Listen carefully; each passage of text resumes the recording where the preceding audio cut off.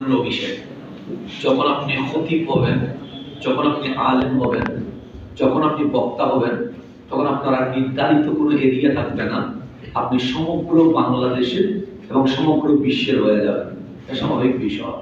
আমরা যখন রাজধানী ইউনিভার্সিটি থেকে এসেছি, তখন আমি বক্তা হবো এরকম কোনো স্বপ্ন আমার জীবনে দেখা হয় নাই।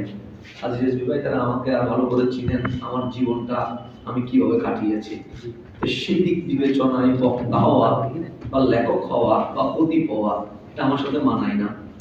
তকদিরের উপর যেটা বিশ্বাস করতে হয়। মৌলানা মোহাম্মদ সাইফুল ইসলাম রজবী, যুগ্ম মহাসচিব মৌলানা মুফতি রায়হানুল ইসলাম কাদেরী, যুগ্ম মহাসচিব মৌলানা সালেহ আহমদ নকশবন্দি।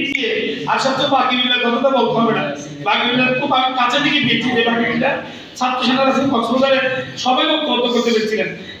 এইগুলো যদি এই রত্নগুলোকে যদি আপনারা মূল্যায়ন করেন, একদিন আপনারাও সেই সুনিয়তের সোনা রত্ন হবেন, এই আশা ব্যক্ত করে আমি আমার বক্তব্য এখানে শেষ করছি।